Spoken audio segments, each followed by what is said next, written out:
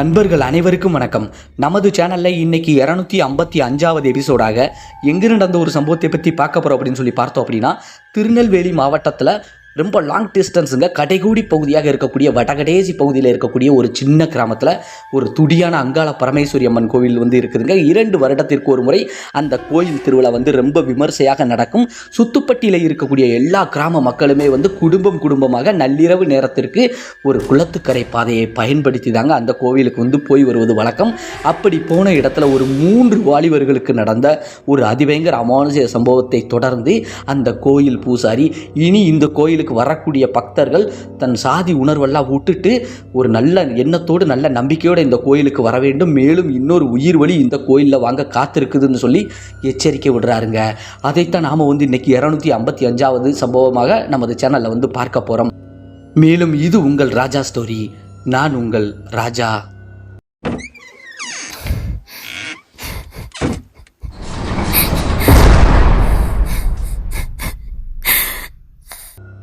மேலும் இந்த வீடியோ உங்களுக்கு பிடிச்சிருந்துச்சுன்னா மறக்காமல் இந்த வீடியோவுக்கு ஒரு லைக் போட்டுட்டு உங்கள் நண்பர்களுக்கும் இந்த வீடியோவை ஷேர் பண்ணி நம் ராஜா ஸ்டோரி சேனல் வளர்ச்சிக்கு பேருதவியாக இருங்கள் என் அன்பு நண்பர்களே. மேலும் உங்கள் வாழ்விலோ இல்லை உங்களுக்கு தெரிந்த ஒரு சில நபர்களின் வாழ்விலோ இது போன்று ஏதாவது மறக்க முடியாத அதிபயங்கர அமானுஷ்ய சம்பவங்கள் நடந்திருந்தால் டிஸ்பிளேயில் காட்டப்படக்கூடிய இந்த ராஜா ஸ்டோரி அப்படிங்கக்கூடிய என்னுடைய வாட்ஸ்அப் எண்ணிற்கு ஒரு வாய்ஸ் மெசேஜாக கூட அனுப்புங்க நண்பர்களே. கண்டிப்பாக நமது சேனலில் அது ஒளிபரப்பப்படும் அப்படிங்கிறதையும் தெரியப்படுத்திக்கிறேன். மேலும் இப்போ வர நீங்கள் நமது சேனலை சப்ஸ்கிரைப் பண்ணாமல் தான் பார்க்குறீங்க அப்படின்னா மறக்காமல் சப்ஸ்கிரைப் பண்ணி வச்சுக்கிட்டு பக்கத்தில் இருக்கக்கூடிய ஆல் அப்படிங்கிற பெல் பட்டனையும் அழுத்தி வச்சுக்கிட்டிங்கன்னா நாம் வீடியோ போட்ட உடனுக்குடன் உங்களுக்கு விடும் அப்படிங்கிறதையும் தெரியப்படுத்திக்கிறேன் நண்பர்களே. மேலும் வாங்க நண்பர்களே, இன்னைக்கான அந்த அதிபயங்கர அமானுஷ்ய சம்பவத்துக்குள்ளே நாம் போகலாம்.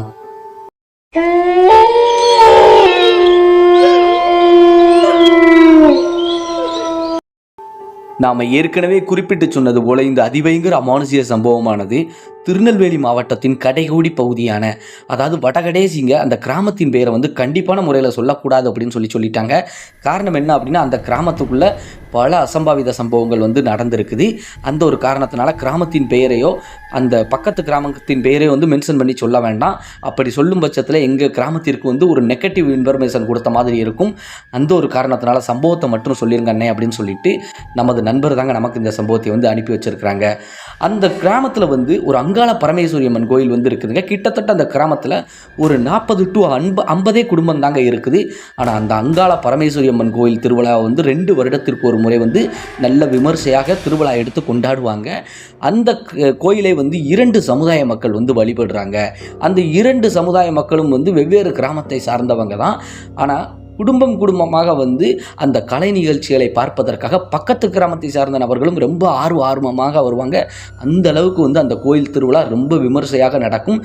துடிப்பான ஒரு அம்மன் சாமி அப்படின்னே சொல்லலாங்க. அந்த திருவிழாவை பார்ப்பதற்குத்தான் பக்கத்து கிராமத்தில் இருந்து 3 வாலிபர்கள் ஒரு நள்ளிரவு சரியாக ஒரு 11 மணி அளவில் அவங்க கிராமத்தில் இருந்து இந்த திருவிழாவை பார்ப்பதற்காக ஒரு குளத்துக்கரை பாதையில் நடந்து வராங்க. இவங்க கிராமத்தில் இருந்து அந்த கோவிலுக்கு 4 கிலோமீட்டர் இருக்குங்க. சரியாக ஒரு 2 கிலோமீட்டர் தார் சாலையில் வந்தாங்க அப்படின்னு சொல்லி பார்த்தோம்னா 2 கிலோமீட்டர் அந்த குளத்துக்கரை பாதையிலே தான் நடந்து போகணும். கையில் இருக்கக்கூடிய அந்த டார்ச் லைட் வெளிச்சத்தில் தாங்க போகணும். காரணம் என்னென்னா, அந்த குளத்துக்கரை பாதை இருபுறம் வேலிமுட்கள் அடர்ந்திருக்கும். குளத்தில் நிறையா தண்ணியும் இருக்குது. மேற்கொண்டு இது ஒரு பெரிய குளம் அப்படின்னே சொல்லலாங்க. 2 கிலோமீட்டர் அந்த குளத்துக்கரை பாதை மட்டும் இருந்தால் அப்போ எவ்வளோ பெரிய குளமாக இருக்கும்னு பாருங்க. அந்த கிராமத்துக்கு சுத்துப்பட்டி இருக்கக்கூடிய எல்லா கிராமத்திற்கும் அந்த குளத்துக்கரை தாங்க நீர்ப்பாசன வசதியாக இருந்து வருது. அந்த குளத்துக்கரையில் இவங்க 3 பேரும் நடந்து வரும்போது சரியாக ஒரு 11 மணிக்கு மேலே தாங்க நடந்து வந்துக்கிட்டு இருக்கிறாங்க. ஏன்னா இவங்க கொஞ்சம் ஒரு வித பயத்தில் தான் வராங்க. என்ன காரணம்னு இந்த வீடியோ போக போக பாருங்கள், உங்களுக்கே புரிய வரும். இப்படி நடந்து வந்துக்கிட்டு இருக்கக்கூடிய வேலையில் அதில் முருகன் அப்படின்னு சொல்லக்கூடிய ஒரு வாலிபருக்கு கொஞ்சம் வயிற்ற கலக்குவது போல இருந்திருக்குது. காரணம் என்ன அப்படின்னா, நல்லா இரவு நேரத்தில் நல்லா சாப்பிட்டுட்டு இவர் அங்கே இருந்து நடந்து வந்துக்கிட்டு இருக்கக்கூடிய காரணத்தினால கொஞ்சம் வயிற்ற கலக்குவது போல இருந்திருக்குது. அந்த நேரத்தில் பாதி குளத்துக்கரை வரைக்கும் கடந்து வந்துட்டாங்க. இப்போ அந்த முருகன் என்ன சொல்கிறாருன்னா, கூட வந்து சங்கர் மற்றும் தினேஷ் அப்படின்னு சொல்லக்கூடிய 2 வாலிபர்கள் இருக்கிறாங்க. அதில் 2 வாலிபர்களுமே நிப்பாட்டி, டேய் எனக்கு கொஞ்சம் வயிற்ற கலக்குதுடா, அப்படியே ரெஸ்ட் ரூம் போயிட்டு கம்மால தண்ணி கிடக்குது, இந்த குளத்தில் லேசாக கழுவிட்டு வந்துடுறேன்டா அப்படின்னு சொல்லும்போது வந்து அந்த 2 வாலிபர்களுமே, டே ஏற்கனவே லேட் ஆயிடுச்சு, விடிய விடிய நிகழ்ச்சி நடக்கும், நம்ம பார்த்துக்கலாம்னு சொல்லிட்டு முருகன் சமாதானப்படுத்துறாரு. சரி சீக்கிரம் வா, நீ உட்காந்தா எந்திரிக்க மாட்டியே அப்படின்னு சொல்லிட்டு அந்த நண்பர்களும் கேலி பண்ணுறாங்க. ஏன்னா முருகன் உட்கார்ந்தாருன்னா அவர் வாட்டுக்கு சடையாக உட்காந்துருப்பாராங்க. அதுபோல தான் வந்து இப்போ வந்து முருகன் மற்றும் தனியாக கொஞ்சம் ஒதுங்கி நிற்கிறாரு. இவங்க 2 பேருமே கொஞ்சம் தள்ளி நின்று பேசிக்கிட்டு அப்படியே நிற்கிறாங்க. இப்போ அந்த குளத்துக்கரை பாதையில் வந்து ஒரு ஓரமாக ஒதுங்கி இருக்கிற முருகன் வந்து ஒரு 5 நிமிடம் ஆகுது, 10 நிமிடம் ஆகுது, எந்திரிச்சு வருவது போல இல்லை. இவங்க 2 பேருமே டே வாரியா என்ன அப்படின்னு சொல்லி கேட்குறாங்க.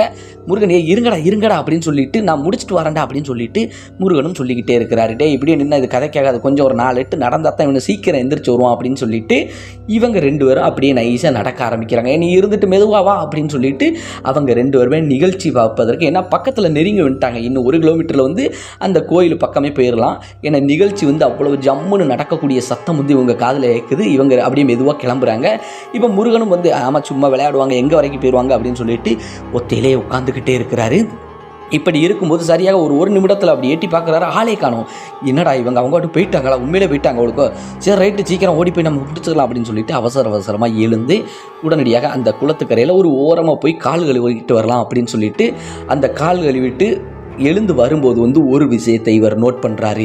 காரணம் என்ன அப்படின்னு சொல்லி பார்த்தோம்னா, அந்த கரையோரத்தில் வந்து யாரோ ஒரு நபர் வந்து நிற்பது போல இருக்குது. இதை பார்க்கும்போது நம்ம ஃப்ரெண்டா அப்படின்னு சொல்லி பார்க்கும்போது இது ஒரு பெரிய ஆள் மாதிரி இருக்குது, நம்ம ஃப்ரெண்டு கிடையாது. கிட்டத்தட்ட இங்கேருந்து பார்க்கும்போது அந்த டார்ச் லைட் வெளிச்சத்தில் லைட்டாக அரைங்குறைமா தெரியுதுங்க. டார்ச் லைட் எல்லாருமே கைக்கு வச்சுருக்கிறாங்க.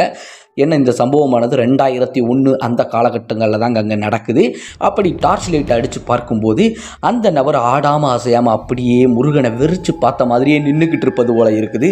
முருகன் உடனடியாக வந்து சரி நம்மளை மாதிரி அவர் இயற்கை உபாதையை கழிச்சிட்டு வந்திருப்பார், காலை கழுவிட்டு போட்டோம் அப்படின்ட்டு இவரும் எழுந்து அப்படியே கரையோரத்தில் நடந்து கொஞ்சம் வேகமாக போகிறாருங்க. ஏன்னா நண்பர்களை பிடிக்கணும், கூட்டத்துக்குள்ளே போயிட்டால் என்ன பிரம்மாண்டமாக கூட்டம் இருக்குமாங்க, கூட்டத்துக்குள்ளே போயிட்டால் தேடி கண்டுபிடிக்க முடியாது. இவங்க கையில் வந்து யாருக்கிட்டையும் ஃபோனெல்லாம் கிடையாதுங்க அப்போ நேரத்துக்கு. சரி அப்படின்னு சொல்லிட்டு வேகமாக போகும்போது வந்து இவருக்கு பின்னாடி வந்து பயங்கரமான ஒரு சத்தம் கேட்குதுங்க. காரணம் என்னென்னா அந்த நடக்கக்கூடிய சத்தம் வந்து பயங்கரமாக கேட்குது. என்னடா அப்படின்னு சொல்லிட்டு பார்க்கும்போது தூரத்தில் ஒரு நபரை பார்த்தார் இல்லையா அந்த குளத்துக்கரை மேலே, அந்த நபர் வந்து இவரை நெருங்கி வருவது போலயே இருக்குது. கொஞ்சம் வேகமாக இவர் நடைய கட்டுனா அவரும் கொஞ்சம் வேகமாக வருவது போல இருக்குது. இவருக்கு ஒரு கட்டத்துக்கு மேலே கொஞ்சம் பயமாயிருச்சு. என்ன காரணம் அப்படின்னா, நீங்கள் இந்த வீடியோ முழுமையாக பாருங்கள் உங்களுக்கே புரிய வரும். ஒரு கட்டத்துக்கு மேலே ஒரு பயத்தில் வந்து இவர் ஓட ஆரம்பிக்கிறாரு நண்பர்களை தேடி. அந்த உருவமும் பின்தொடர்ந்து வருதுங்க. அந்த உருவம் வந்து கத்தி அழுதுகிட்டே வருது, என்னை காப்பாற்றுங்க அப்படின்னு சொல்லிட்டு இவருக்கு ஒரு வித பயமாக மறுபடியும் எதுவும் பிரச்சனை நடந்துருச்சோ அப்படின்னு சொல்லிட்டு உடனடியாக வந்து திரும்பி டார்ச் லைட் அடித்து பார்க்குறாருங்க. அந்த உருவத்தின் மேலே ஃபுல்லாக ரத்தமாக இருக்குது, முகமெல்லாம் செதறின மாதிரி இருக்குது. என்ன பின்னாடி நெருங்கி வேகமாக தானே அந்த உருவமும் ஓடி வருது. இவர் ஓடிக்கிட்டே திரும்பி பார்த்துக்கிட்டே டார்ச் லைட் அடிக்கும்போது இவருக்கு வந்து பயங்கரமான ஒரு பயம். இன்னும் ஒரு 1/2 கிலோமீட்டர் தூரத்தில் கோயிலுக்கே வரலாம், ஆனால் நண்பர்களை காணுமே அப்படின்னு சொல்லிட்டு இந்நேரத்துக்கு அவங்கள நம்ம ரீச் பண்ணியிருக்கணுமே அப்படின்னு சொல்லிட்டு ஒரு வித பயத்தோடையே ஓடிக்கிட்டே இருக்கிறாரு. அப்படி ஓடும்போது வந்து பலார் என்று முதுகுல யாரோ ஒரு அடி அடித்த மாதிரி இருந்திருக்குதுங்க. உடனடியாக டார்ச் லைட் அங்கே போட்டு சுருண்டு கீழே விழுந்துட்டார் முருகன். அதற்கப்புறம் முருகனுக்கு என்ன நடந்தது அப்படின்னே சொல்லி தெரியவே இல்லைங்க. ஆனால் இருந்தாலும் யாரோ ஒரு நபர், அந்த வழிப்பாதையில் வரக்கூடிய நபர், உடனடியாக அந்த குளத்துக்கரையில் இருந்து தண்ணியை எடுத்து தொளிச்சு எழுப்பி உட்கார வச்சிருக்கிறாங்க. முருகன் ஒரு வித பயத்தோடு திரும்பி பார்க்கும்போது அந்த இடத்துல ஒரு குடும்பம்ங்க, அதாவது ஒரு குடும்பம் அப்படின்னு சொல்லி பார்த்தோம்னா அண்ணன் தம்பி 2 பேர், அவங்களுடைய மனைவி பிள்ளைகள் எல்லாருமே அந்த கரையோரத்தில் நிற்கிறாங்க. அவங்க தான் இவரை வந்து முருகனை எழுப்பி விட்டுருக்குறாங்க. இன்னும் தம்பி இப்படி கிடக்குற அப்படிங்கும்போது வந்து முருகனால் எதுவுமே பதில் பேச முடியலை, நடுநடுங்கி போயிட்டார். எந்த உறுப்பு அப்படிங்கும்போது பக்கத்து கிராமத்தின் பேரை சொல்லும்போது அவங்க என்னப்பா இது இங்கே எவ்வளோ பெரிய சம்பவங்கள் நடந்துக்கிட்டு இருக்குது, இப்படி ஒத்தைக்கு வந்து இப்படி தனியாக கிடக்கியப்பா, என்னப்பா உன்னை யாரும் அடிச்சிட்டாங்களே என்ன ஏது அப்படிங்கும்போது என்னை எழுந்திரிக்கவே முடியலை, முதுக பிடிச்ச மாதிரியே தான் உட்காந்துருக்கிறாரு முருகன். உடனடியாக வந்து அவங்ககிட்ட நடந்த விஷயத்தெல்லாம் சொல்லும்போது சரி வாப்பா கோயிலுக்கு போனால் எல்லாம் சரியாக வரணும்னு சொல்லிட்டு கோயிலுக்கு கூப்பிட்டு வந்துட்டாங்க. அப்படி கோயிலுக்கு கூப்பிட்டுட்டு வந்த உடனே வந்து முருகன் வந்து அப்படி தன் நண்பர்களை அந்த கூட்டத்தில் தேடுறாரு. காப்பாற்றினவங்களுக்கு நன்றி சொல்லிட்டு அந்த கூட்டத்துக்குள்ளே அப்படியே முருகன் தேடிக்கிட்டே இருக்கிறார். முருகன் தேடிக்கிட்டு இருக்கும்போது தெளிவாக வந்து ஆடலும் பாடல் நிகழ்ச்சி, கச்சேரி எல்லாமே நடக்கும். அந்த இடத்துல கரகாட்டம் எல்லாமே நடக்கும். பிரம்மாண்டமாக இருக்கும் அந்த திருவிழா. அதில் வந்து தெளிவாக ஆடலும் பாடலாக தான் நம்ம நண்பர்கள் பார்க்க போயிருப்பாங்கன்னு சொல்லிட்டு தட்டு தட்டாக தேடி எப்படியோ ஒரு வழியாக வந்து முருகன் கண்டுபிடிச்சிட்டாங்க. யார் நம்ம சங்கரையும் தினேசையும் உடனடியாக வந்து அவங்ககிட்ட நடந்த எல்லா விஷயத்தையும் சொல்லும்போது அவங்க நம்மளை சிரிக்கிறாங்க. ஆனால் இருந்தாலும் திருவிழா அப்படி நடந்துக்கிட்டு இருக்குது. அப்படி நடந்துக்கிட்டு இருக்கும்போது வந்து அந்த கோயிலில் வந்து கொஞ்சம் ஒரு அதிகாலை நேரத்துக்குங்க ஒரு 3 மணி அளவில் காவல்துறை எல்லாம் நிறையா குமிக்கப்பட்டிருக்குதுங்க. ஏன்னா அந்த அளவுக்கு அங்கே ஒரு சில சம்பவங்கள் எல்லாம் நடந்திருக்குது. காரணம் என்ன அப்படின்னு சொல்லி பார்த்தோம்னா, அந்த திருவிழாவை வந்து 2001 இந்த சம்பவம் நடக்குது இல்லையா இவருக்கு முருகனுக்கு, அதற்கு சரியாக 2 வருடத்திற்கு முன்பு 1999 அந்த காலகட்டங்களில் வந்து 2 சமுதாய மக்களும் வந்து ஒன்று போல திருவிழா நடத்தும் போது பயங்கரமான ஒரு கலவர பிரச்சனை எல்லாம் வந்திருக்குது. கிட்டத்தட்ட அக்கம் பக்கத்து கிராமம்னு பார்க்கல, தான் கிராமம் வெளி கிராமம்னு பார்க்கல, அருவாளை எடுத்துக்கிட்டு ஆயுதங்களை எடுத்துக்கிட்டு அந்த சமுதாய கலவரம் வந்துருச்சுங்க. பயங்கரமாக வெடிச்சிருக்குது. இந்த சாதி அப்படின்னு சொல்லக்கூடிய அந்த அரக்கன் பெயரை சொல்லிக்கிட்டு வந்தவன் போனவனெல்லாம் வெட்டி வீழ்த்தி இருக்கிறாங்க. அப்படி ஒரு இறந்து போன நிறையா பேருங்க, கிட்டத்தட்ட 15 உயிர்கள் பறிவு இருக்குதுங்க. அந்த நேரங்களில் அந்த குளத்துக்கரையில் வந்து ஏகப்பட்டவர் தப்பிச்சு ஓடும்போது அங்கெல்லாம் வெட்டி இருக்குது. அந்த ஒரு நிகழ்ச்சி சம்பவத்தை நினச்சி தான் காவல்துறையினரும் பயங்கரமாக குமிக்கப்பட்டிருக்குது. குடும்பமாக வந்து பாதுகாப்பாக வந்து எல்லோரும் வந்து இந்த திருவிழாவையும் பார்த்துட்டு போவாங்க. ஏன்னா என்னதான் நடந்தாலும் அந்த அம்மன் அருள் பெறணும் அப்படின்னு சொல்லிட்டு ஒரு வித பயத்தோடையும் அவங்க வந்துடுறாங்க. இப்படி இருந்துகிட்டு இருக்கக்கூடிய வேலையில தான் நண்பர்கள்ட்ட வந்து இவர் சொன்ன உடனே அவங்க வந்து முதல் சிரிச்சாங்க. ஆனால் இருந்தாலுமே வந்து கவனமே அந்த நிகழ்ச்சி மேலே இல்லாமல் பேந்த முழிச்சுக்கிட்டு திருன்னு உட்காந்துக்கிட்டு இருக்கிறாரு முருகன். இதையெல்லாம் அந்த 2 நண்பர்களுமே கவனித்து உண்மையிலே இவன் சொல்கிறது நிஜமாக தான் இருக்கும் அப்படின்னு சொல்லிட்டு அவங்க மனசுக்குள்ளே நினச்சிக்கிட்டு இருக்கிறாங்க. இப்படியே வந்து நிகழ்ச்சியும் வந்து நல்ல இனிதாக நடந்து முடியுதுங்க. அதிகாலை ஒரு 3 மணி அளவில் 4 மணி அளவில் வந்து அந்த கோயிலின் ஒளிபெருக்கியில் வந்து சொல்கிறாங்க. என்ன சொல்கிறாங்க அப்படின்னா, அம்மன் வழிபாடு நடக்க போது எல்லாரும் ஒற்றுமையாக வாங்க அப்படின்னு சொல்லிட்டு காவல்துறை சார்பாகவும் அந்த கோயில் திருவிழா சார்பாகவும் அந்த விழா கமிட்டியார் சார்பாகவும் அறிவிக்கப்படும். அப்படி அறிவிக்கப்படும் போது வந்து நிகழ்ச்சியும் கொஞ்சம் முடிஞ்சு எல்லோருமே வந்து வழிபடுவதற்காக காத்துக்கிட்டு இருக்கும்போது அந்த கோயில் பூசாரிக்கு வந்து ஆக்ரோஷமாக அந்த அங்காள பரமேஸ்வரி அம்மன் சாமி வந்து இறங்குது. அப்படி சாமி ஆடும்போது வந்து என் பேரை சொல்லி இனி இங்கே எந்த ஒரு அசம்பாவிதமும் நடக்கக்கூடாது, எல்லாரும் ஒத்துமையாக இருக்கணும் அப்படின்னு சொல்லிட்டு அந்த ஆக்ரோஷம் அந்த அம்மன் சாமி கோயில் பூசாரி உடம்புல இறங்கி ஆடிக்கிட்டு இருக்கும்போது இன்னொரு வார்த்தை ஒன்று சொல்லுது, இங்கே மேலும் இன்னொரு உயிர் பலி வாங்க காத்துக்கிட்டு இருக்குது, இங்கே ஏகப்பட்ட அசம்பாவிதங்கள் நடக்க போது எல்லாரும் கவனமாக இருங்க அப்படின்னு சொல்லிட்டு அந்த கோயில் பூசாரியும் வந்து அருள் வாக்கு சொல்வது போல சொல்லிட்டு அப்படியே மயங்கி விழுந்துடுறாரு. அப்படி விழுந்த உடனே வந்து எல்லாருமே கொஞ்சம் அதிர்ச்சி ஆயிடுச்சு. ஏற்கனவே போன திருவிழாவில் வந்து 15 உசுறு வரைக்கும் போயிருச்சு, இன்னும் ஒரு உசுறு போக காத்துக்கிட்டு இருக்குது அப்படின்னு சொல்லி இந்த அம்மா சொல்லுதே, நான் என்ன செய்ய அப்படின்னு சொல்லிட்டு எல்லோருமே பேந்த முழிக்கிறாங்க. அப்படி முழிக்கும்போது வந்து சரி நம்ம இங்கேருந்து கிளம்பலாம் அப்படின்னு சொல்லிட்டு இவங்களுக்கு கொஞ்சம் பயம் வந்துருச்சு. ஏற்கனவே வந்து முருகன் வந்து இங்கேருந்து கிளம்பலாம் அப்படின்னே சொல்லிக்கிட்டே இருக்கிறாரு முருகன். அந்த ஒரு காரணத்தினால வந்து இவங்களுக்கும் வந்து அந்த பூசாரி சொன்னதை நினச்சி ஒரு வித பயம் வந்துருச்சு. சரி கிளம்பலாம் அப்படின்னு சொல்லிட்டு இவங்க வந்து கிளம்புறாங்க. இவங்க மட்டும்தாங்க கிளம்புறாங்க. அந்த இடத்துல இப்போ யாருமே கிடையாது. இப்படி இருந்துக்கிட்டு இருக்கக்கூடிய வேலையில் வந்து இவங்க 2 பேருமே அந்த முருகனை கூப்பிட்டுக்கிட்டு அப்படியே போகிறாங்க. முருகனுக்கு வந்து ஒரு மாதிரி இருக்குது, உடம்புக்கே வந்து அடித்து போட்ட மாதிரி தான் இருக்குது. அப்படியே நடந்து வரும்போது அந்த குளத்துக்கரையில் சரியாக அவர் மயங்கி விழுந்தார் இல்லையா, அந்த இடத்துக்கிட்ட வந்து யாரோ தூரத்தில் நிற்பது போல இருக்குது. இதை வந்து தத்ரூபமாக வந்து முருகன் கண்களுக்கு தெரியுது. முருகன் கண்களுக்கு தெரியும் போது வந்து இந்த 2 நபர்களுமே, இந்த வாலிபர்கள் 2 பேருமே வந்து முருகன் வந்து நடைய கட்ட மாட்டேங்கிறார், அப்படியே ஸ்டன்னாகி நிற்கிறாரு. இவங்க 2 பேரும் அப்படியே நடக்கிறாங்க. டே என்னடா ஆச்சு வாடா அப்படிங்கும்போது அங்கே யாரோ நிற்கிறாங்க அப்படின்னு சொல்லிட்டு முருகன் அங்கே கையை காமிச்சு வந்து சொல்லிக்கிட்டே இருக்கிறாரு. அப்படி கையை காமிச்சு சொல்லும்போது வந்து இவங்க அங்கே அந்த திசையை நோக்கி பார்க்குறாங்க. அந்த இடத்துல யாருமே கிடையாது. ஆனால் இருந்தாலுமே வந்து முருகனை வந்து மல்லு கட்டி வாடா போகலாமாப்பில் ஏன்டா பயப்படுறா அப்படிங்கும்போது வந்து முருகன் அங்கே இருந்து கதறிக்கிட்டே ஓடுறாருங்க. மறுபடி எங்கே நோக்கி ஓடுறாரு அப்படின்னு சொல்லி பார்த்தோன்னா அந்த குளத்துக்கரையை ஓரத்தில் தான் ஓடிக்கிட்டு இருக்கிறாரு. அப்படி ஓடும்போது வந்து இவங்க 2 பேருமே வந்து என்னாச்சு மாப்பிள்ள அப்படின்னு சொல்லிட்டு பின்னாடியே ஓடுறாங்க. அப்படி பின்னாடி துரத்தி ஓடும்போது எதிர்பாராத விதமாக வந்து முருகன் சறுக்கி நேராக அந்த குளத்துக்குள்ளே விழுந்துடுறாரு. அப்படி குளத்துக்குள்ளே விழுந்த உடனே வந்து முருகனை காப்பாற்றுறதுக்கு இவங்களும் வந்து டார்ச் லைட் வெளிச்சத்தோட குளத்துக்கரையை நோக்கி போகிறாங்க. ஏன்னா முருகன் கையில் தான் டார்ச் லைட்டு கிடையாது. அவர் போன வட்டமே வந்து அந்த ஒரு உருவம் வந்து அடித்ததில் டார்ச் லைட்டை தொலைச்சிட்டார். ஆனால் இவங்க 2 பேர்கிட்டயுமே வந்து தனித்தனியாக டார்ச் லைட் இருக்குது. 2 பேருமே வந்து டார்ச் லைட் அடித்து பார்க்கும்போது வந்து இவர் விழுந்ததெல்லாம் தெரியுது. சைடில் வேலியெல்லாம் இருக்குது. கையில் டார்ச் லைட் வெளிச்சம் இல்லாமல் இப்படி ஓடி போய் விழுந்துட்டானே அப்படின்னு சொல்லிட்டு கத்திக்கிட்டே வந்து காப்பாற்றுவதற்காக வந்து உள்ளே இறங்கலாம்னு நினச்சி முயற்சி பண்ணுறாங்க. இவங்களால் இறங்குறதுக்கு வழியே இல்லை. ஆனால் முருகனுடைய அந்த சத்தம் எங்கேயுமே கேட்கல. தண்ணிக்குள்ளே விழுந்தவர் விழுந்துட்டாரா அப்படின்னு சொல்லிட்டு உள்ளே முங்கிட்டாரா அப்படின்ட்டு பதட்டத்தோடைய வந்து இவளை ஒருத்தர் மட்டும் இந்த இடத்துல நின்றுக்கிட்டு இருக்காரு. ஒருத்தர் உதவிக்கு யாரையாவது கூப்பிடலாமா அப்படின்னு சொல்லிட்டு, ஏன்னா கண்டிப்பாக இவங்க இந்த இரவு நேரத்தில் இவங்க 2 பேரால் மட்டும் இதை வந்து சாத்தியப்படுத்த முடியாது, காப்பாற்ற முடியாது அப்படின்ட்டு தெரிஞ்சுக்கிட்டு கத்திக்கிட்டே ஓடுறாருங்க. அந்த இடத்துல வந்து சங்கர் மட்டும்தான் நிற்கிறாரு. தினேஷ் வந்து காப்பாற்றுங்க காப்பாற்றுங்க அப்படின்னு சொல்லிட்டு, ஏன்னா நேரத்தை வேஸ்ட் பண்ணக்கூடாது அப்படின்ட்டு, ஏன்னா அரைகுறை நீச்சல் தாங்க தெரியும் முருகனுக்கு. அந்த ஒரு காரணத்தினால குளத்தில் தண்ணியும் நிறையா கிடக்குது. இவர் வந்து என்ன நினச்சி ஓடுறாரு அப்படின்னா யாரையாவது உதவி கூட்டு வரலாம்ட்டு தினேஷ் ஓடுறாரு. இப்போ முருகன் மட்டும் டார்ச் லைட் அடித்து அங்கே இங்கேயும் பார்க்கும்போது வந்து மறுபடி ஒரு அழுகுரல் சத்தத்தோடு என்னை காப்பாற்றுங்க அப்படின்னு சொல்லிட்டு ஓலமிட்டு யாரோ அழுவது ஓலை இருக்குது. கொஞ்சம் தள்ளி பார்த்துக்கிட்டு இருக்கிறாங்க டார்ச் லைட் வெளிச்சத்தில். அப்போ தாங்க அந்த முருகன் பார்த்த அதே உருவம் ரத்த கலரியோடு வந்து தூரத்தில் நிற்பது ஓலை இருக்குது. இவரை நோக்கி ஓடி வருவது ஓலை இருக்குது. உடனடியாக வந்து பதறி அடிச்சுக்கிட்டு இங்கேருந்து ஓடுதாருங்க யார், அந்த சங்கரும் வந்து ஒரு வித பதட்டத்தோடு வந்து என்னை நண்பனையும் காப்பாற்றணும், தன் உயிரையும் காப்பாற்றணும் இல்லையா, மறுபடியும் எதுவும் கலவரம் கண்டு வந்துருச்சா, இல்லைன்னா இங்கே என்ன நடக்குது, இந்த உருவம் தான் நம்ம முருகன் சொன்ன மாதிரி அவரை அடிச்சுதா அப்படின்னு சொல்லிட்டு ஒரு வித பதட்டத்தோடு வந்து கோயிலை நோக்கி இவரும் ஓடுறாருங்க. ஓடும்போது வந்து அந்த கோயில் கூட்டத்தில் வந்து எல்லோருமே வந்து சாமி வழிபாட்டில் ஆங்காங்கே நிகழ்ச்சியை பார்க்க செய்ய அப்படி இருக்கிறாங்க. இவர் வந்து கத்திக்கிட்டே ஓடுறாங்க. ஓடி யார்கிட்டே உதவி கேட்கும்போது காவல்துறையினர் உடனடியாக வந்து அவசரமாக வராங்க.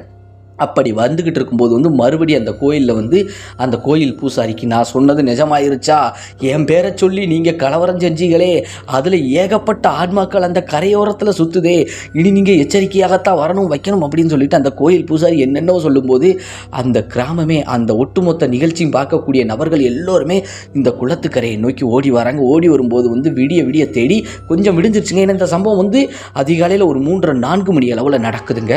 உடனடியாக வந்து எப்படியோ வந்து அந்த முருகனின் உடலை வந்து மீட்டெடுக்கிறாங்க. முருகன் இறந்தே போயிட்டாருங்க. ஆனால் இருந்தாலும் வந்து இந்த சம்பவத்தை வச்சு அங்கே இருக்கக்கூடிய மக்கள் எல்லோருமே கொஞ்சம் பயப்பட ஆரம்பிச்சிட்டாங்க. ஏன்னா அந்த கோயில் பூசாரியே வந்து சாமியாடி சொல்லிட்டார் இல்லையா, 15 உயிர்கள் வரைக்கும் இங்கே போயிருக்கு, இது வரைக்கும் இல்லாத மாதிரி இனிமேல் கொஞ்சம் அசம்பாவிதம் நடக்கும்னு சொல்லி அந்த கோயில் பூசாரியே சொன்னார் இல்லையா. அந்த ஒரு காரணத்தினால வந்து எல்லோருமே கொஞ்சம் சோகமாயிட்டாங்க, கொஞ்சம் பயமும் வந்துருச்சுங்க. அப்படியே வந்து முருகன் உடலுக்கு வந்து எல்லோரும் இறுதி அஞ்சலி செலுத்தி அவங்க கிராமத்தை கொண்டு போயிட்டாங்க.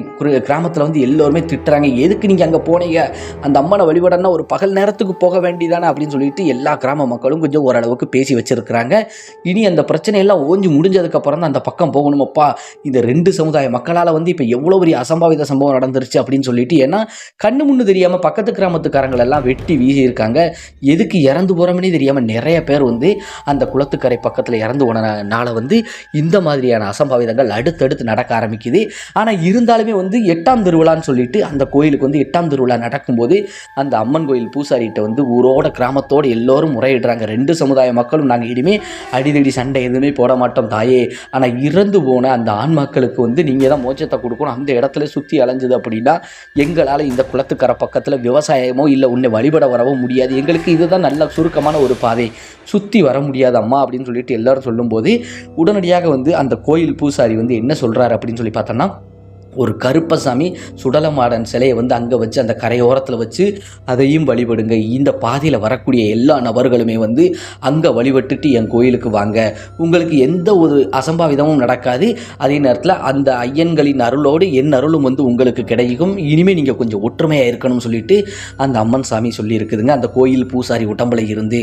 அதற்கப்புறம் வரக்கூடிய எல்லா நாட்களுக்குமே வந்து எல்லா கிராம மக்களுமே கொஞ்சம் பயத்தோடு தான் வராங்க, எதுவும் கலவரம் வந்துடக்கூடாது, மேற்கொண்டு வந்து இது போல் எதுவும் அசம்பாவிதம் நடந்துடக்கூடாதுன்னு பயந்துக்கிட்டே வந்து அந்த குளத்துக்கரையில் இருக்கக்கூடிய அந்த சுடலமாடன் கருப்பசாமியை வழிபட்டுட்டு அங்கேயும் திருவிழா எடுப்பாங்களாங்க. ஏன்னா மேலும் இங்கேருந்து தான் அங்கே கிளம்புவாங்க அந்த அம்மனுக்கே வந்து.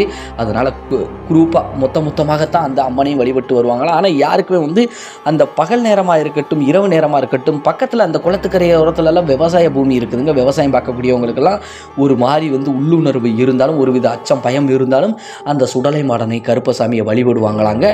அடுத்து அந்த அம்மனை வழிபட்டுட்டு தான் இது போல் வந்து இவங்க வந்து தொழில் பார்த்து வந்திருக்கிறாங்க. அதற்கப்புறம் வரக்கூடிய எல்லா நாட்கள்லேயும் வந்து சின்ன சின்ன பிரச்சனைகள் வந்தாலுமே பெரிய அளவுக்கு கலவரம் வெடிக்கலை அப்படின்னு தாங்க சொல்லணும்.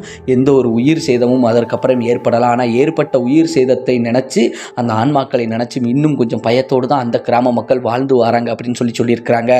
இந்த சம்பவத்தில் இருந்து நம்ம வந்து ஒரே ஒரு விஷயத்தை தெரிஞ்சுக்கலாங்க.